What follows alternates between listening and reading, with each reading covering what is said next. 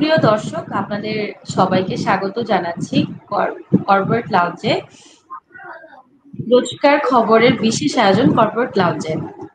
বরাবরের মতোই আজকে আমাদের সাথে একজন অতিথি হয়ে থাকবেন, যিনি কর্পোরেট সেক্টরের বিভিন্ন সমস্যা এবং সম্ভাবনা এবং ভবিষ্যৎ পরিকল্পনা এবং তার চ্যালেঞ্জগুলো নিয়ে আমাদের সাথে তার প্রতিটি এক্সপেরিয়েন্স গুলো আমাদের সাথে শেয়ার করবেন। তো আজকেও আমাদের সাথে বরাবরের মতো অতিথি হয়ে আছেন কুমরুন নাহার খান, যিনি একাধারে ইংরেজি ভাষা শিক্ষক, মহসিন স্মার্ট ইংলিশ লার্নিং এ, এবং উনি বাণীবাহক হিসেবে আছেন কোয়ান্টাম ফাউন্ডেশনে। আপু, কেমন আছেন আপনি? আসসালামু আলাইকুম আপু। আলহামদুলিল্লাহ, আমি বেশ ভালো আছি। কেমন আছো বলো? আমি আলহামদুলিল্লাহ ভালো আছি। আপু, আপনার সংক্ষিপ্ত পরিচয় দিয়ে যদি আমাদের সাথে শুরু করতেন। ওকে, ধন্যবাদ।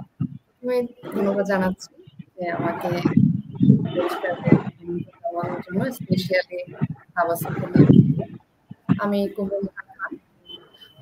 আমি আছি Mohsin smart English and learning as a English spoken হিসেবে এবং কোয়ান্টাম ফাউন্ডেশনের বাণীবাহক এবং দায়িত্বশীল হিসেবে প্রায় 17 বছর আছি কোয়ান্টামের সাথে, এবং হিসেবে আপনার সাথে এছাড়াও বিভিন্ন সমাজসেবামূলক কাজকর্মের সাথে জড়িত। আপু, আপনি কোয়ান্টাম ফাউন্ডেশনের সাথে আর কি কিভাবে যুক্ত হলেন বা কবে থেকে শুরু করলেন? আসলে আমরা তো মেয়েরা অনেক দেখা যায় যে পরিবারের বা বিভিন্ন পারপার্শ্বিকতার কারণে অনেক স্বেচ্ছাসেবক কাজে কিন্তু অনেক বেশি আউটিং করতে হয় বা হচ্ছে যে অনেক সময় দিতে হয়। সেক্ষেত্রে আপনার জার্নিটা কেমন ছিল? আসলে জার্নিটা হচ্ছে গিয়ে কোয়ান্টামে এটি তো ডেভেলপমেন্ট প্রোগ্রাম, এবং জীবনকে কিভাবে আমি যাপন করব, জীবনকে দৃষ্টিভঙ্গিতে আসলে দেখবো আমি, এই কনসেপ্টটা নিয়েই আসলে এই কোয়ান্টামের সাথে চলা। তো আমি 2007-এ জয়েন হয়েছি কোয়ান্টামে। আমার বিয়ের পরপরই আমার হাজবেন্ডের থ্রুতে খন্দকার সজীবুল ইসলাম কোয়ান্টামের দাফন সেবা ইনচার্জ হিসেবে আছেন, তিনিও দায়িত্বশীল হিসেবে কাজ করেন এখানে অ্যাজ এ ভলেন্টিয়ার হিসেবে। তার হাত ধরে আসলে আমার কোয়ান্টামের পথ চলা শুরু আসলে। আচ্ছা, তো ভাইয়া আপনাকে অনেক বেশি এই ক্ষেত্রে যে আমরা যেটা বললাম যে অনেক সময় আমাদের মেয়েদের ক্ষেত্রে যেটা হয় যে আমরা হয়তো বা এই ধরনের কাজ করতে গেলে ফ্যামিলি বাধাটা কিন্তু সবার আগে আসে। সেক্ষেত্রে আপনার জন্য যেটা স্মুথ হয়েছিল যে ভাইয়াই আপনাকে এই পথটা শুরু করে দিয়েছিল, তাই তো? জি জি।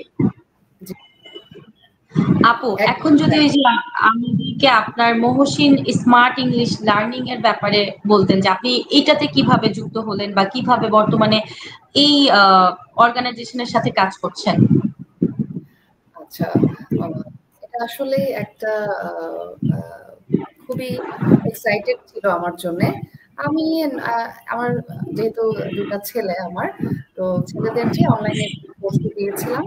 ওখানে অ্যাজ এ প্যারেন্টস হিসেবে আমি জয়েন করি, ওরিয়েন্টেশন থাকে প্যারেন্টসদের।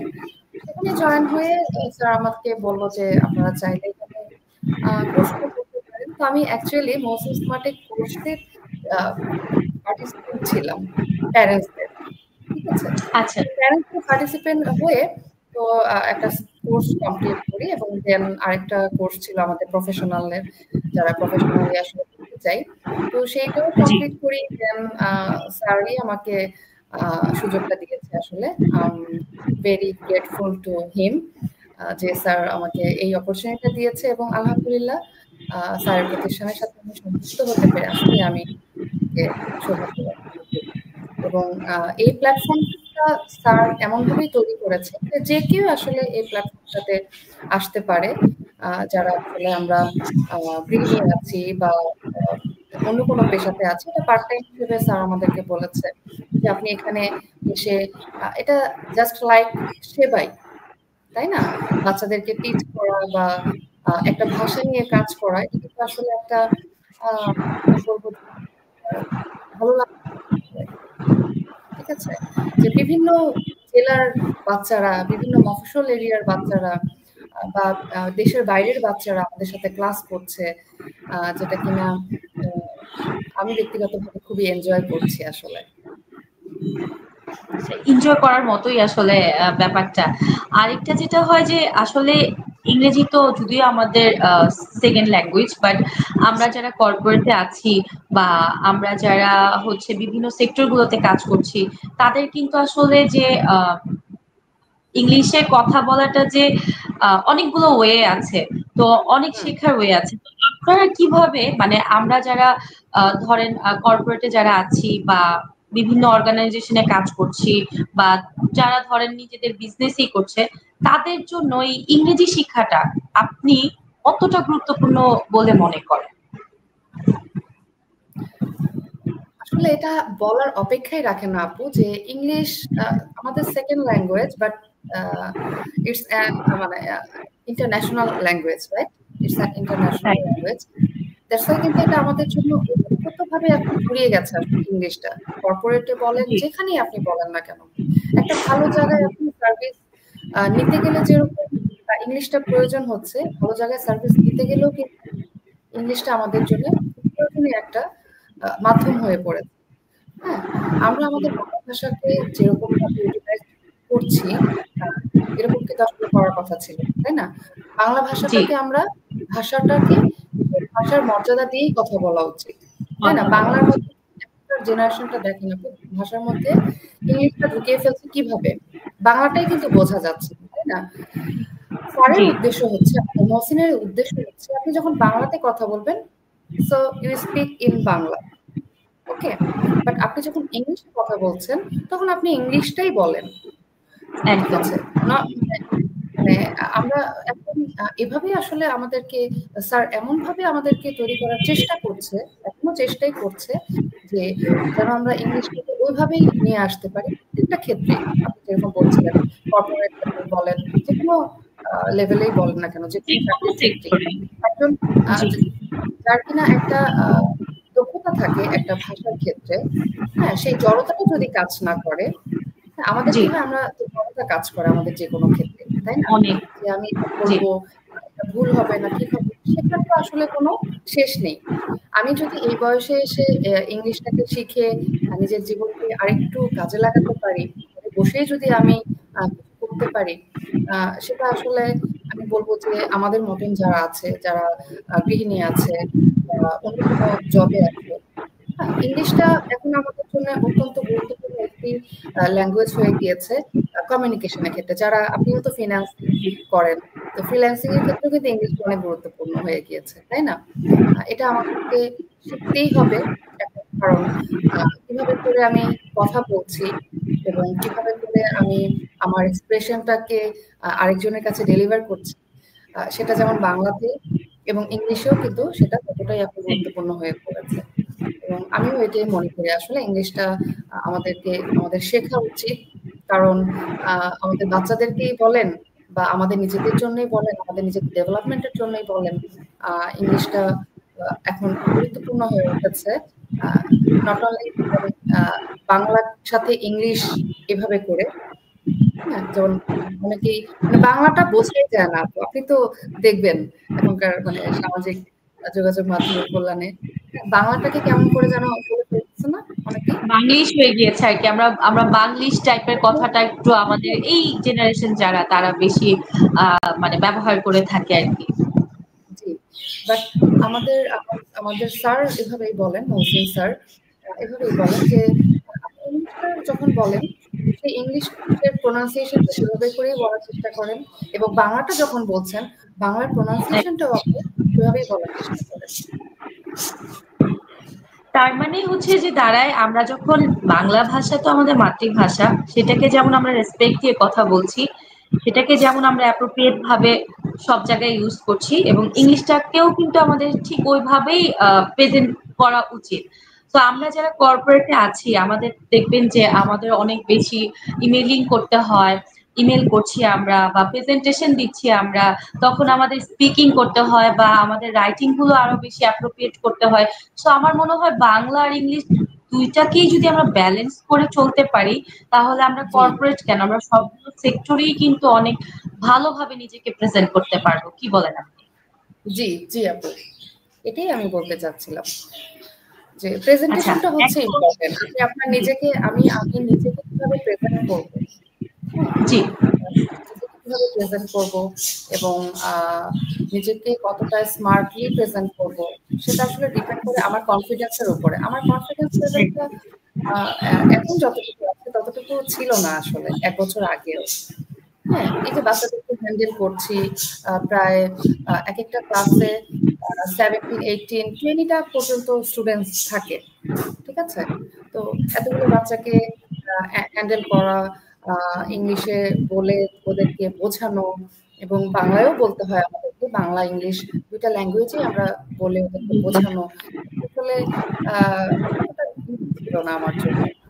তো এখন ডে বাই ডে আমার সেই কনফিডেন্টটা বাড়ছে এবং ইনশাআল্লাহ যেন নেক্সট ডে আরো ভালো কিছু করতে পারি।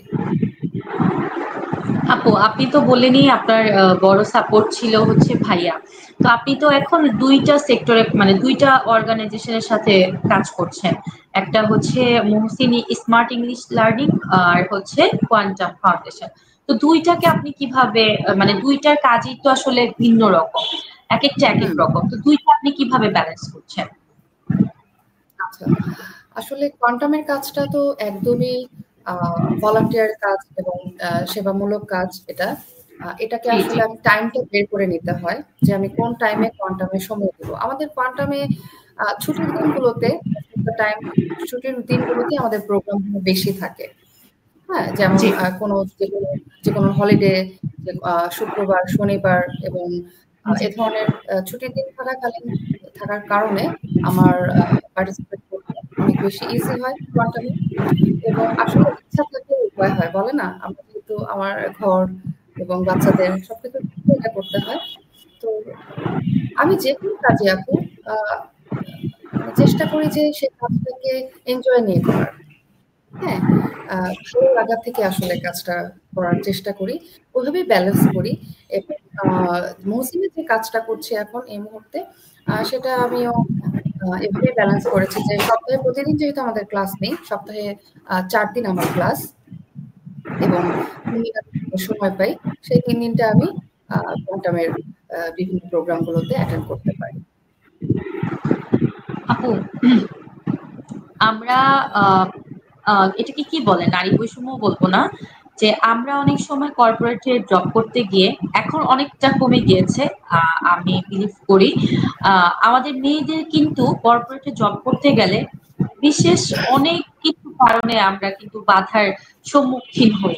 তো আমরা এই বাধাগুলোকে, এই চ্যালেঞ্জ গুলোকে কিভাবে ওভারকাম করতে পারি বলে আপনি মনে করেন? কর্পোরেট লেভেলের কথা আসলে বলতে গেলে আমি তো যেহেতু কর্পোরেটে কখনো কাজ করিনি, ওইভাবে কাজ করিনি। কিন্তু আমি যতদূর দেখি আমার আশেপাশে ফ্রেন্ড সার্কেল বলেন বা দেখি যেভাবে, নিজেকে আসলে প্রচন্ড রকমের সেফ রাখতে হয়। হ্যাঁ, সব দিক থেকে। তোমার কাছ থেকেও আমি যা দেখি বা শুনেছি। এবং নিজেকে সেফ তো রাখতেই হয়। প্লাস হচ্ছে নিজের কনফিডেন্টটাকে ধরে রাখতে হয়। আমি যেটা মনে করি। হুম? এবং আ যেকোনো কথাতেই রিঅ্যাক্টিভ হওয়া যাবে না। মানুষ তো খোঁচা মারে, তাই না? পিন মারার মতো। পিন তো আমরা খেতেই থাকি যেকোনো লেভেলেই কাজ করি না বিশেষ কেন। করে আপনি তো আমার সাথে এগ্রি হবেন কিনা, আমি যেটা মনে করি অ্যাজ এ কর্পোরেট লেডি হিসেবে, যে আসলে নিজেকে সবার আগে দেখতে হবে যে আমি একজন মানুষ। কখনোই ফিমেল যে ব্যাপারটা ওইটা মাথায় আনা যাবে না। সবাই যে কাজটা পারে আমি ওই কাজটা পারি, বা আমাকে যে টাস্কটা দেওয়া হবে আমি আমার ফোকাস থাকবে আমার কাজে, আমার কাজ মানে আমার প্রেজেন্টেশন সবকিছু মিলে আমার ফোকাস থাকবে কাজে, আমি কি করছি, এবং টোটালি নিজের ওপর ভরসা রাখা এবং সততার সাথে কাজ করা। আর আমি যে রাইট। একটা ফিল্ম পার্সন বা সবচেয়ে বড় কথা হচ্ছে আমি একজন মানুষ সেই হিসেবে নিজেকে বিবেচনা করলে কিন্তু নারীরা কিন্তু এখন সম্ভাবনা কিন্তু অনেক বেড়ে গিয়েছে। যেমন আমরা কর্পোরেট সেক্টর ছাড়াও কিন্তু দেখবেন যে নারীরা একদম ছেলেদের সাথে কাঁধে কাঁধ মিলিয়ে কিন্তু কাজ করছে এবং প্রত্যেকটা জায়গায় তারা এই চ্যালেঞ্জ গুলো মোকাবেলা করে কিন্তু সফলতাটা অর্জন করে নিয়ে আসছে। তো আপনি এটা কি মনে করেন, মানে এইটা আসলে আপনি কতটা পজিটিভ বলে মনে করছেন? অবশ্যই আপনি অবশ্যই তুমি যেটা বললে যে নিজের কনফিডেন্সটাকে ধরে রাখা, ওইভাবেই বলা যে ওই মেন্টালিটি যে আমি যে কাজটা করছি আমাকে এই কাজটা যদি ভালোভাবে করতে পারি। আমাদের কোয়ান্টামে একটা এক্সপ্রেশন আছে যে নিজের কাজ সবচেয়ে ভালোভাবে করার সবচেয়ে বেশ। একদম সেটা আমাদের কোয়ান্টাম ফাউন্ডেশন শিক্ষক গুরুজি উনি বলেন সেটা হতে পারে যে আপনাকে জুতো গোছাতে দেওয়া হয়েছে, যে আপনার কাজ হচ্ছে জুতো গোছাতে দাও। আপনি আপনি চিন্তা করবেন না যে আপনাকে কি দেওয়া হলো, আপনি সবচেয়ে ভালোভাবে কিভাবে জুতোটাকে অর্গানাইজ করতে পারেন এবং মানুষ যেন দেখে বলে যে এত সুন্দর অর্গানাইজ আমি কখনো দেখি। একদম একদম বিষয়টা আসলে এরকম। একদম আপু, কর্পোরেট সেক্টরে তো আসলে অনেক পলিটিক্স হয়, পলিটিক্স স্বাভাবিক, এটা সব জায়গায় ন্যাচারাল, এটা মানে হয়ে থাকে। তো আপনিও নিশ্চয়ই এই দুইটা প্রতিষ্ঠানে কাজ করতে গিয়ে কিছু না কিছু ফেস করেছেন, তো ওগুলো থেকে কিভাবে নিজেকে ওভারকাম করেছেন? ওকে, আসলে আপনি যেটা বললেন পলিটিক্স আসলে সব জায়গায় আছে, নট অনলি কর্পোরেট। সবচেয়ে বেশি পলিটিক্স হয় কিন্তু সাংসারিক জীবন, ফ্যামিলি থেকে শুরু করে সব জায়গায় পলিটিক্স। হ্যাঁ, ভিলেজ পলিটিক্স। হ্যাঁ, আমি একটা জিনিস আসলে দেখেছি যে যদি পলিটিক্স আসলে মানুষ করে, কারণ তারা আসলে গসিপের কোনো কিছু পায় না। যখন দেখবেন কেউ কারো পেছনে মানে শেখাচ্ছে,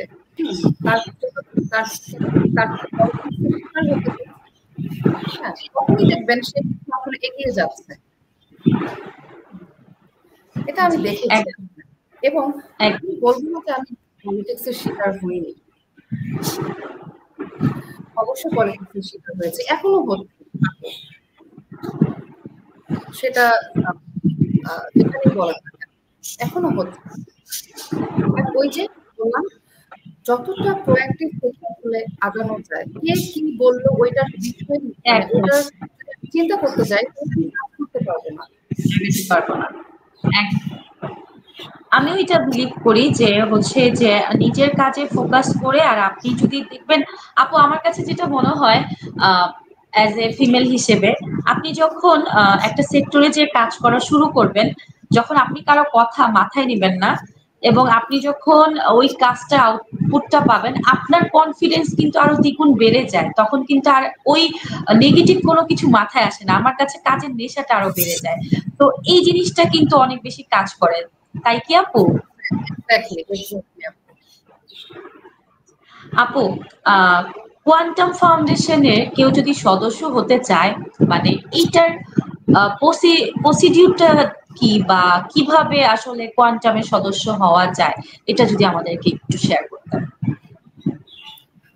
প্রতি মাসে আমাদের কোয়ান্টাম মেথড হয়ে থাকে, ঠিক আছে?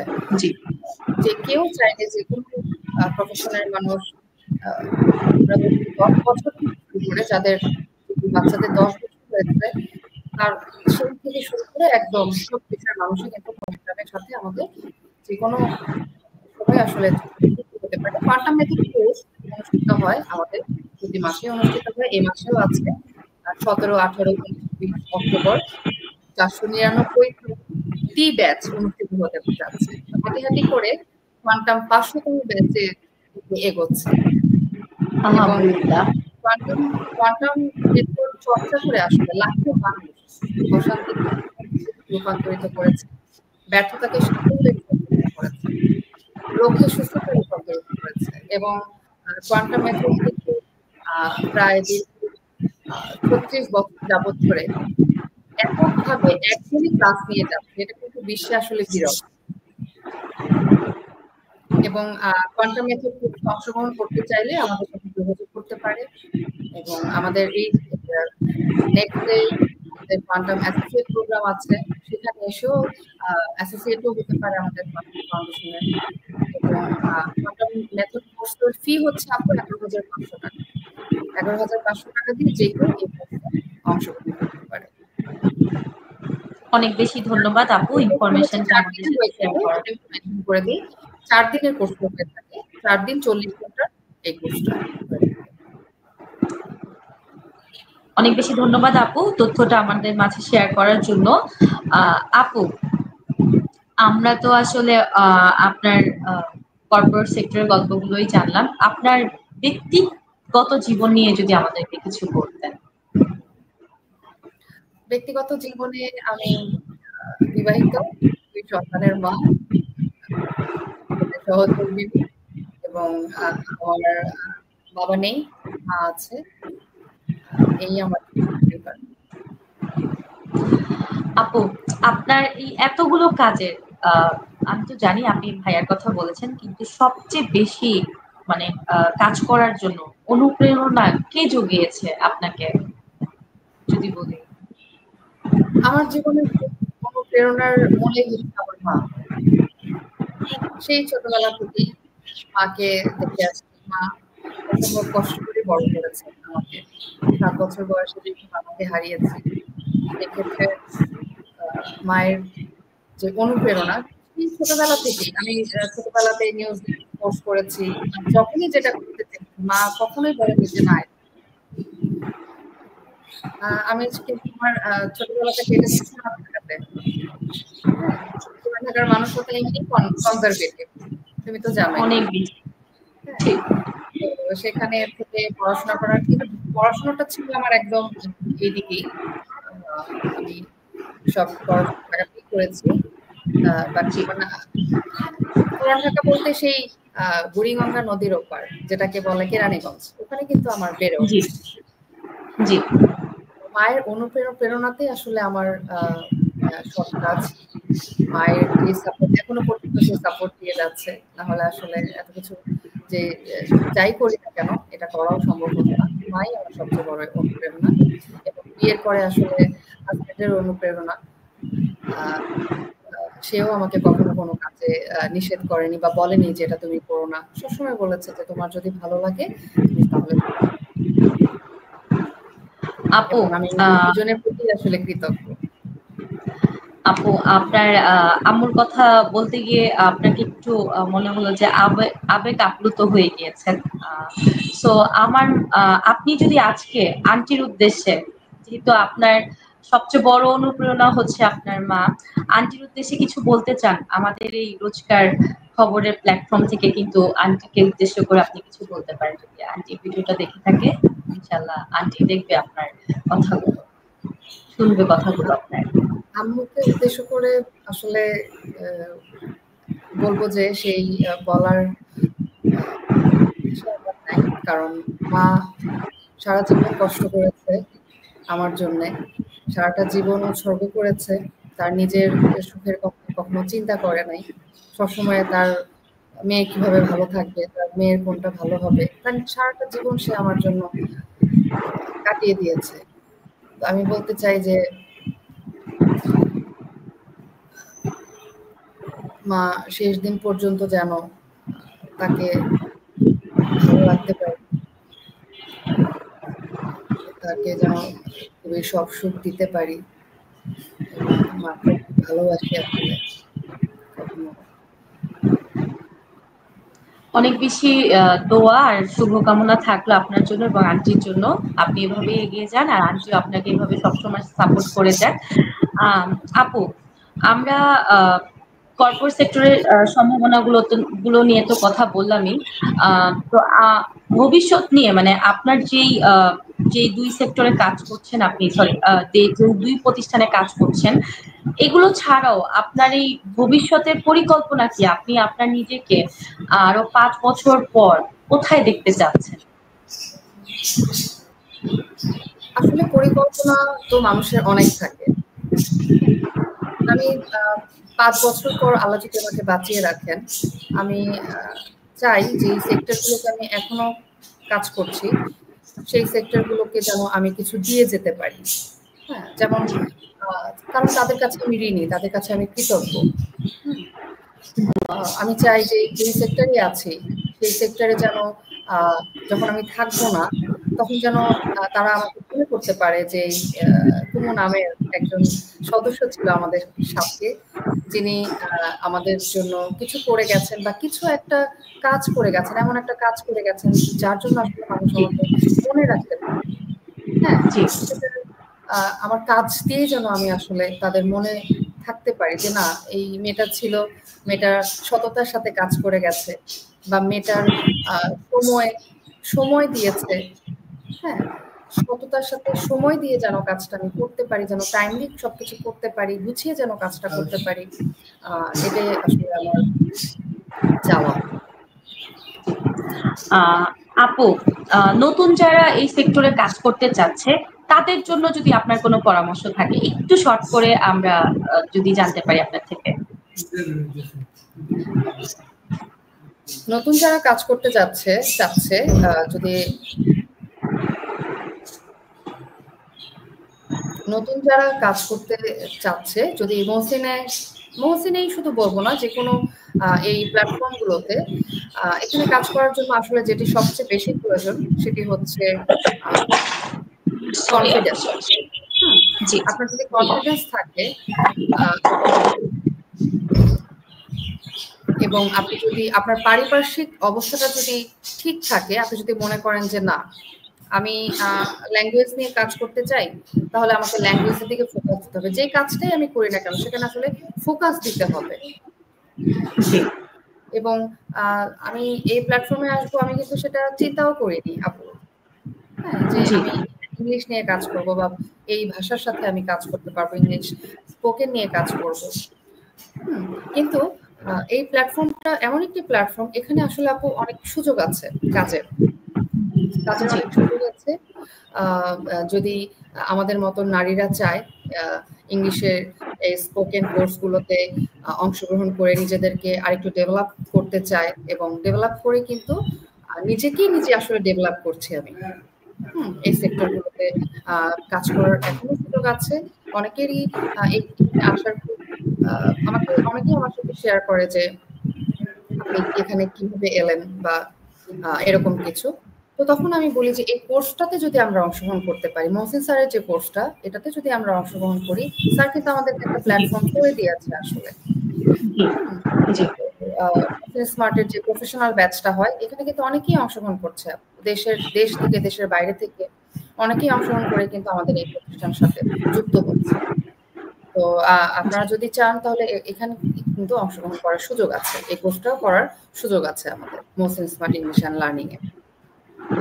এবং আমাদের ফেসবুকে কিন্তু পেজ আছে, এটাতে মহসিন স্মার্টের পেজ আছে, সেই পেজে লিংক দেয়া থাকে। স্যার কিন্তু ফ্রি সেমিনার হয় স্যারের। স্যার আমাদের যেহেতু স্যার লন্ডনে থাকে, উনি যখন দেশে আসেন তখন ফ্রি সেমিনার করে। আপু আপনি কি হ্যাঁ, কথা শোনা যাচ্ছে আমার? জি আপু, আপনি আমাদের এই রোজকার কর্পোরেট লাউঞ্জে আসতে পেরে আপনার এই কথাগুলো শেয়ার করতে পেরে, মানে আপনার অনুভূতিটা যদি আমাদেরকে একটু শেয়ার করতে পারেন যে এই প্ল্যাটফর্মে এসে আপনার কেমন লাগলো?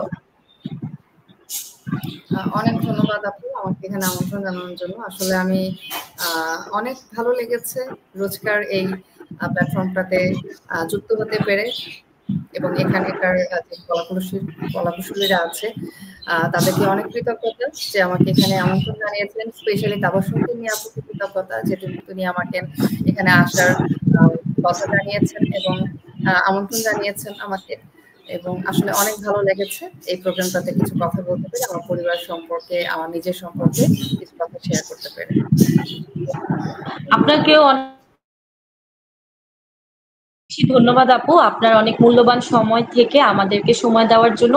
এবং আমরা বিশ্বাস করি যে আপনার যেই যাত্রার গল্পটা আমাদের সাথে শেয়ার করলেন, এটা অনেক কর্পোরেট সেক্টরে যারা আছেন বা বিভিন্ন আমরা যারা কাজ করছি তাদের জন্য একটা উদাহরণ হয়ে থাকবে। তো আপু ভালো থাকবেন, আর আশা করি আপনার এই পথ চলাটা আরো বেশি সুগম হোক। দোয়া করবে তাবাসসুম আপনাকে তিনি অনেক আপু। বেশি ধন্যবাদ। আপনার জন্য, তোমার জন্য অনেক বেশি শুভকামনা। আমার জন্য দোয়া করো। অনেক অনেক ধন্যবাদ। আসসালামু আলাইকুম। অবশ্যই দোয়া করি। ওয়ালাইকুম আসসালাম। দর্শক, প্রতি সপ্তাহে এমন কিছু ব্যক্তিত্ব আমাদের সাথে হাজির থাকবেন তাদের কর্পোরেট সেক্টরের বিভিন্ন গল্পগুলো আমাদের মাঝে শেয়ার করার জন্য। সেই পর্যন্ত চোখ রাখুন আমাদের রোজকার খবরের কর্পোরেট লাউঞ্জে। ভালো থাকবেন। আল্লাহ হাফেজ। আসসালামু আলাইকুম।